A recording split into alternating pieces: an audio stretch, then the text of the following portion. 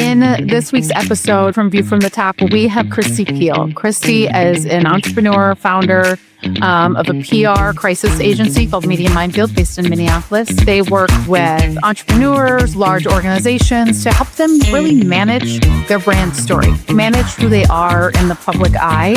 And she shares so much of her vulnerable story, from job loss to her son going through cancer treatment and her being alongside him during that, and the fear and the transformation that happens in someone, in a family, when that happens. She talks about the before and after moments when something happens, and I think we can all relate to this. Those moments, those lifeline moments when you're like, oh, before that happened to me, I was this way, and after, I looked at the world very differently. So those before and after moments.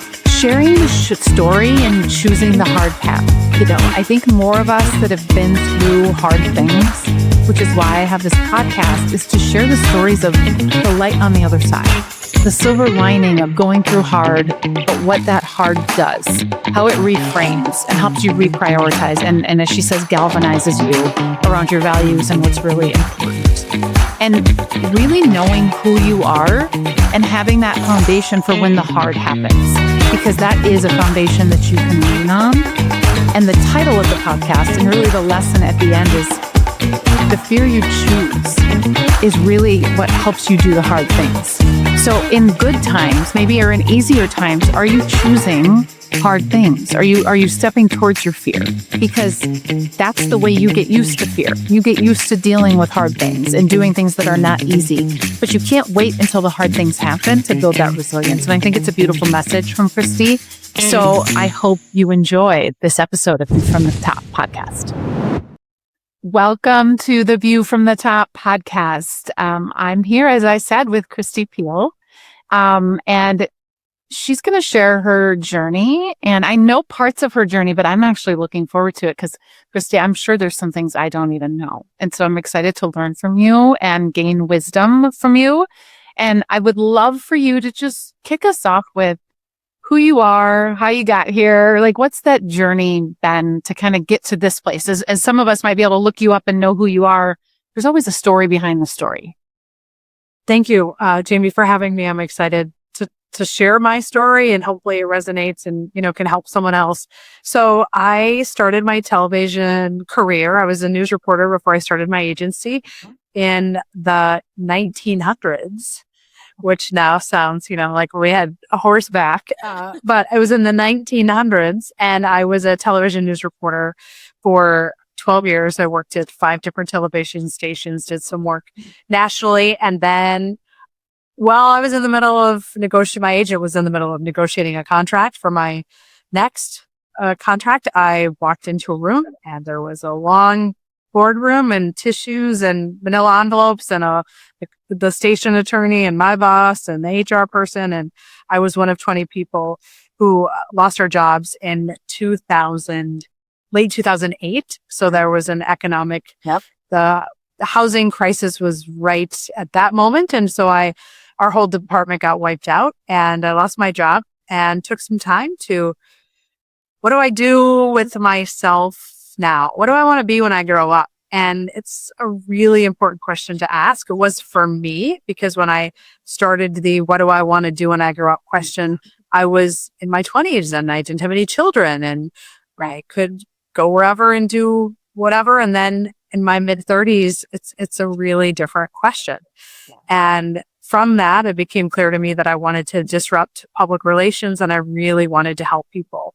And I took a class at my church, and Media Minefield was born there.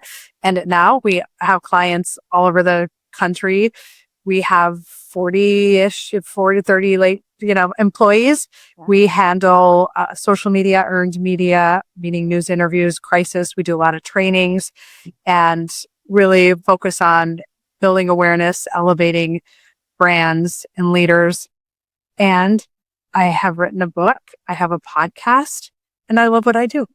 I love, and you're being very humble, but I mean, the awards and you have disrupted, right? You very much created a place, and maybe a different view of what public relations looks like, having sat in the other side, right? In that seat. And I also loved you sharing kind of that moment, that pivot point, as I would say, because there are a lot of people going through that or have been through that. And it's really easy to wallow in that, right? And feel like that defines you. Do you remember kind of a moment during that or another part? There's probably been multiple moments for most of us where it was that when everything looked great on the outside, but behind the scenes, if people really knew, right, what was going on either with you, because I think we also kind of try to hold it all together for everybody else. And really inside, we're feeling very different. Do you remember what I call kind of the climb moment? Has there been one or many throughout your career? I think about the no going back moments, the moments where people sort of say, before this and after this. And there are these kind of moments where they really define. Yep. And for me, I've had a few in my life, the personal one certainly, but it was, every time I moved a television station, I moved to a different part of the country. That was sort of okay, these 3 years are defined by this place and these people and the stories that I got to tell there. And then it was absolutely losing my job. And the 18 months between losing the job and starting the company, I think it's easy to brush by that time. And when someone like you reads my bio, lost the job, started the company, and it was almost 2 years actually from start to finish. And those were defining moments and really difficult. It was the best and the worst sort of my career. Yeah. And then starting the company, gosh, as an entrepreneur, it's very humbling and exciting, and there's a lot. And then, I have to evolve. Not as no. People believe it is. No. And then, there was a personal situation with my family in 2025 where my son, who was a senior in high school, was diagnosed with cancer. And that was a, drop on the knees. Everything is in a totally different perspective in 1 minute where the world looks one way, 2 doctors walk in, the world looks totally different. So there was that moment as well. So I have a few. I think you live long enough. Yeah. Got a lot of those moments. Well, and the most successful people, right, if you truly listen to their stories, have been through those fall to your knees moments, right? Where you're like, how do I get through this? And it's in those moments that the resilience is built. And, do you remember consciously during any of those moments kind of how you managed your mindset? I'm sure you still had the bad moments and you're still going to have the down times, but like what role did mindset play for you and the tools that you needed? Huge. I think in all of those sort of moments is control what you can control and control the energy where the energy can be productive. Because me being angry at my boss or mad or any of that is unproductive energy. I can have emotions around that, but spending time thinking about what I could have done to change it, not productive. Thinking about what my boss could have said or not said or how that, not productive. But now here I am. What emotions do I have around this? And then what can I control going forward? Yeah. I love that. I say to my kids, like, there are going to be times we need to sit in the suck, right? And we're just going to need to feel the feelings and sit in the suck, but we don't stay there. Right. We need the plan, but we also can't negate the fact that you've been through some stuff that sucks, right? And everybody, the world would say, hey, Kristi, if you curl up in the fetal position, right, and just want to stay in bed for a few weeks. Yes, and that's not probably the right thing.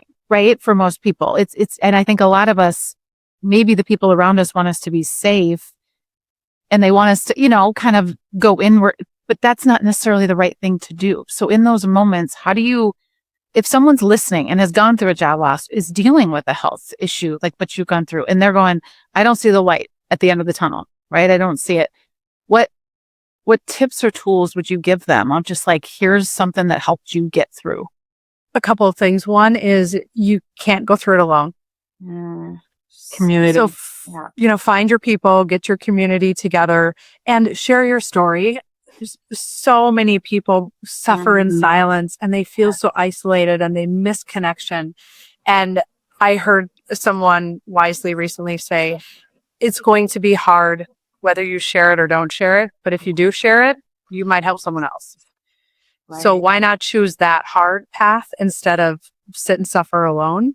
Yeah. And the other thing, Jamie, that I think is important is the opportunity that everyone has, which is when things aren't terrible, when you aren't on your knees, that's the time to do the hard things, lean into fear, try things you've never done before, build your resistance. The running a 10-mile race and raising money for children's cancer, which I did last year, I would have said a few years ago, gosh, this is so hard. You know what? It's not hard. Watching your kid go through treatment, now that's hard. So I think it's just push yourself when you can, because there are moments when your whole world changes and you don't get to say, yeah, no, thank you. I choose not to right now. So choose hard when it's a choice.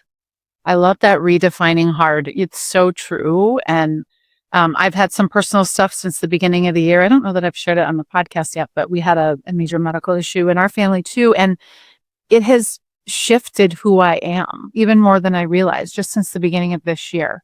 And so I'm curious for you in those shifts, right? Your identity shifts, right? In that, what guidance or what now looking back on it, how do you let go of that identity, maybe that you were known for or that really was your worth?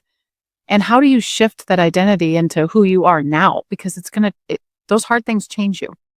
You know, two things. When it was the television news reporter thing to unemployed public layoff, I had no idea that my identity was so much wrapped around my career at that time.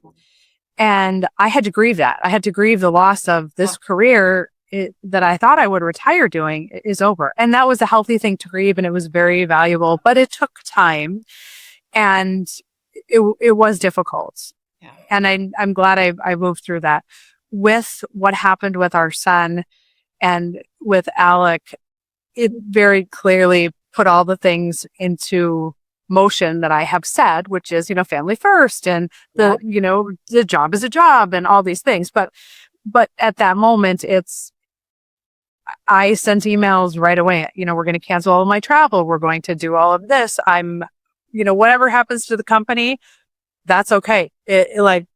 I think I have a leadership team that can handle all of this. Right. And I believe that everyone can handle this. But at the end of the day, if the company can't last while I have to deal with this medical thing and my son is alive, I'll find another job. Yeah. Because it really clarifies what matters and what doesn't matter and what you're willing to do, what you're willing to fight for. Yeah. I love that word that you use, clarifies, right? It just gets super laser focused in on what really matters. How would you, let's say pre-2025, how would you have defined success then? And how do you think your definition has changed? Excellent question. I don't know that my definition has changed. I would say that the way I think about it has changed. So what I mean by that is I think success equals freedom. Success equals freedom to make the choices you want to make with the people you want and the ability to give back. And I was on a path where I was sort of planning my exit from the business. I mean, it was a longer road, but it was, there were financially and all these different kind of plans. And then once Alec was sick and I went through all of that and spent a lot of time in hospital rooms and hotel rooms and all of that, it really became clear to me that success equals freedom. And part of that freedom is the ability to help as many people as possible. And that requires that I stay relevant, that I stay in a position where I can have a stage, have an audience, and success equals, gosh, if I can look back on my life and say, she had the company, she did all of these things, and she helped this. And that doesn't mean that I need a plaque on the wall or people even need to know, but for me to know that I had the freedom to help as many people as possible. I love this message from you. And I want to restate it in the way that I'm hearing, because I think a lot of people struggle with this, is the hard things don't have to you don't have to have a midlife crisis and it has to completely change who you are. It can actually galvanize the values that you already had. They just show up differently coming out of that. And that could be a job loss or a health issue and I think so many of us feel like we need to become a different person when really we just need to go deeper. into what we already believed, right? Or what was already important to us, and it just galvanizes it for us. I think it's a really interesting perspective to have. What's one thing that you do differently now that your past self wouldn't have valued or cared about? So this is totally different from many of the things we've been talking about. My past self thought that there were people that I could hire that could take over parts of the business, and that I, as the CEO and owner, could say, here, so-and-so, this is for you to handle. And then I went and got my master's, and because I was feeling there was a tension around that as the company was growing. Oh. And I realized that there are parts of all business that I don't need to be the expert, but I need to have a working understanding of things. And so I think my past self would be surprised at my financial literacy. Oh, That I now have gained over the course of time. And I would like to go back and tell my 2010 self, hey, take a couple classes in finance. You're an English major. It'd be real helpful, because otherwise you're going to spend a lot of money getting a master's in, down the road. So just get some certifications or something. So I think that is what my 2010 self would be shocked by. yes. I love that. I want to shift us to, we shared a little bit of the journey, but to action, right? And what we can control, what we can do. So what are the top 2 or 3 energy habits or rituals, right? Or things that you've done to kind of get you through those tough times? Like what is that thing that helps ground you? I know who I am. And I knew who I was before. And then during getting my master's, I learned about the book True North by Bill George. And it really is taking your life experience, your past experience, and understanding who I am as a leader. Not, gosh, I'm going to read this book and be like this person, but this is who I am. And these are all the experiences that have shaped me into the person that I am. And if I lean into those things and show up as an authentic and vulnerable leader, that is successful, as opposed to trying to show up and be someone I'm not. And so that has been really impactful for me, is just knowing who I am and what I stand for and what my non-negotiables are. Now, of course, I evolve and I changed, but the core part is the same. And when we work with leaders at Media Minefield, whether it's their thought leadership or their social media, and it's, I'd like to be sort of like this person, or I'd kind of like to be a leader like this person, or let's do the lighting like this social media account. That is not a strategy for success, because before you can lead anyone else, you have to really understand who you are and make peace with that. And all of us have these jagged edges and these things that we wish we didn't. Get a therapist, get some, whatever it is. And also I've learned in the galvanized category, when Alec was sick, that there were people and relationships in my life that were not healthy. And when have full capacity of time and energy, you can deal with some non-healthy that's fine. But when you have a very limited ability, the relationships are galvanized as well. Yeah. And there's cleanup to do. And a lot of us don't want to do the cleanup because it feels like, right, we're so worried about what people are going to think. But if that energy at one point could have been flowing in both directions, and if that energy is not positive at some point, but I think women specifically, and men probably have the problem too, but of changing the relationships, changing the rooms we're in or the people we're giving time to is a really hard thing. I 100% agree. I read something yesterday that said, and I'm going to slaughter the quote, and it was someone quoting their grandma. So it's not a favorite. You can look it up, but I don't think you're going to find it. But it was something, but it's certainly not mine. Something like, everyone brings you joy. In some cases, it's when they enter your life, or they stay in your life, or they leave your life. Oh my goodness. And I think there's tons of value in that, because there are relationships that are for a season. And I think, to your point, women with friendships, to say, you know what? Thank you for the memories we made. I'm grateful for them. I wish you nothing but the best. Yeah. I've spoken with people, right, who are in hard times or have been through hard times, and they've had people that they thought were closest to them that couldn't handle being around them during that hard time. The other person couldn't handle it. And it's like, okay, there's your sign, right? I mean, you have to have people around you that can handle the hard stuff when you're going through, right? Yes. And I would have thought that you were a little bit crazy for saying that had I not lived it. And it's one of the things that I learned very early on is that many people don't want to live in a world where childhood cancer or someone that they know, if who's young and healthy and strong and has a bright future, is that sick.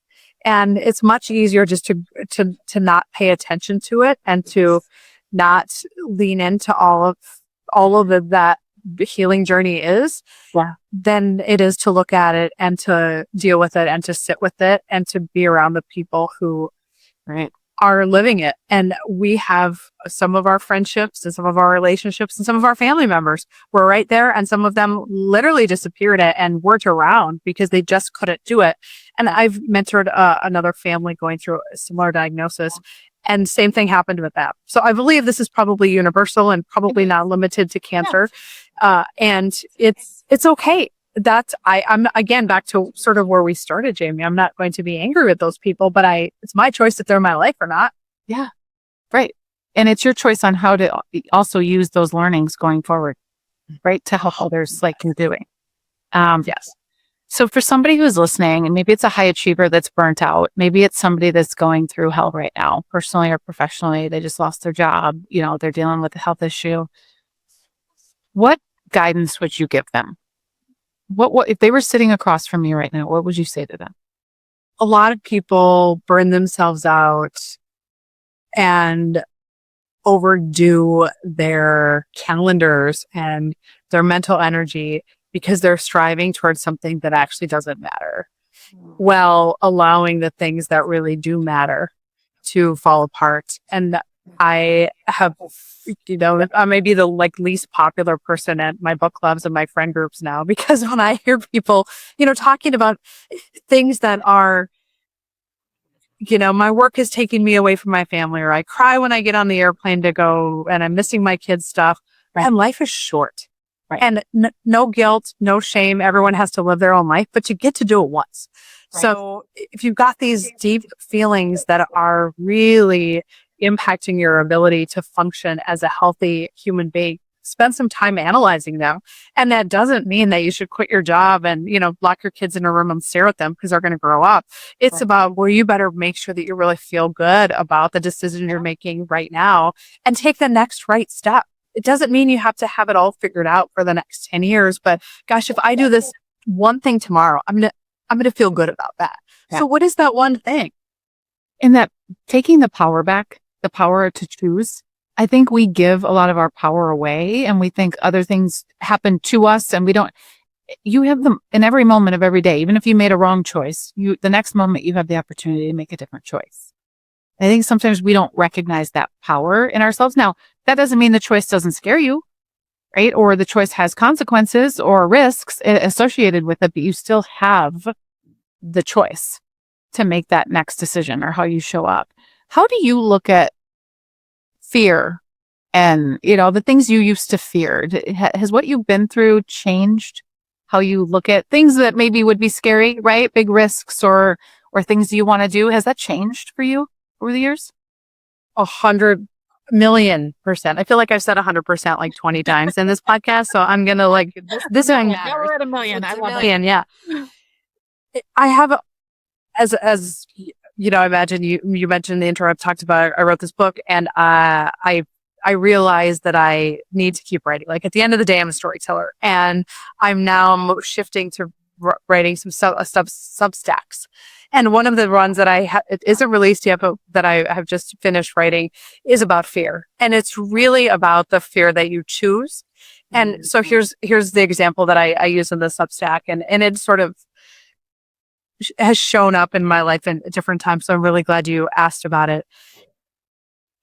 We, in 2025, Alec, my son, was a senior, and our family sort of thing is you get to pick the spring break when you're a senior. So he had picked this Costa Rican kind of jungle animal-y thing, and we had it all booked, and then he got cancer, and so we canceled. So when it came around to, okay, you got the all clear, you're cancer-free, what do you want to do for spring break? You get a redo. And he said he wants to do the same trip. So we get to Costa Rica, and the first time that we did that trip, it was the excursions were, boat rides and like Yeah. very safe. Very safe excursions. And this year, when we did it in 2026, we did scary things. And no one said it out loud. There was no decision. There was no family meeting. We just found ourselves doing things that us for, a year ago, we wouldn't have done. And we went on water rapids where you have to wear helmets and there's people in the water to keep you safe, and we're on our own tubes and we're flipping. And I just sat there so joyful because we chose fear. And everyone in my family, my two sons, my husband, I have pictures of them because there was a photographer there.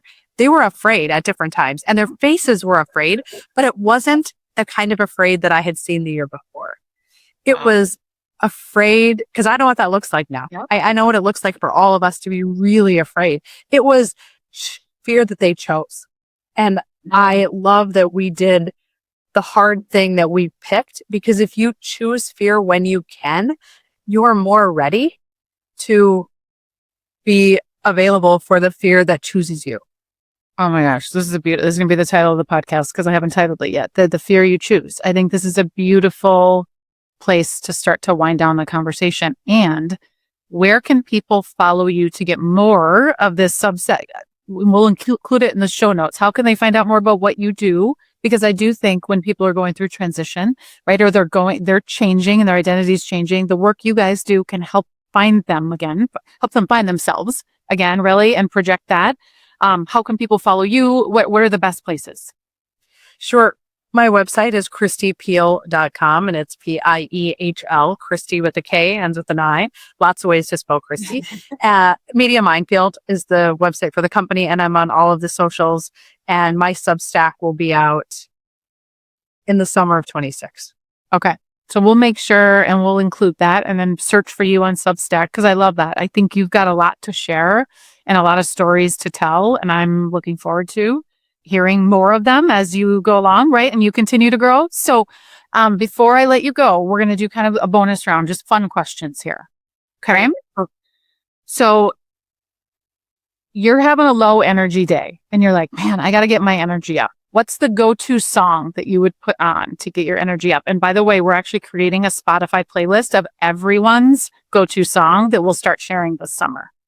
My new go-to song is very different than what it would have been a year ago. But I think it will be my forever go-to song because now I have it framed in the kitchen, the lyrics of it, but it's Goodness of God. And I love the CeCe Winans version of it because it's just a reminder of no matter what happens, there's still plenty of good. I love it. That's a message we all need to hear more of right now in this world. To lead well, you need to be well. What's one thing you do consistently to manage your own energy? Every morning, be still and sweat. That could be the name of the podcast. Be still and sweat. I love it. That should be the name of the book. I think you should write a book that's titled that. Okay. So, well, I asked this question to you. It's a little different. So I'm going to give you a billboard on 394 right here outside our offices. And you can put anything on it, but every executive going to and from work is going to see this billboard. What message would you want to leave them with on that? It's a quote that I have everywhere in my office at home, and it's by Ralph Waldo Emerson. My cat's name is Waldo, or Ralph Waldo Emerson. And it's, do not go where the path may lead, go instead where there is no path and leave a trail. I think too often we imposter ourselves and we try to be other people. Just be yourself, lean into it, and leave a trail, make the path easier for others. I love this. And I love hearing so many of these messages in what you guys do at Media Minefield, right? What you help executives do. And so you're walking the walk, which I really appreciate and why I wanted to have you on here. So thank you for being here, my friend. Thank you for sharing so vulnerably. And to, the people that are listening, this is why we do this podcast, because we want you to hear the stories of people who are reframing the journey, are reframing the hard things, because I think we all need to hear that right now and know that there is hope.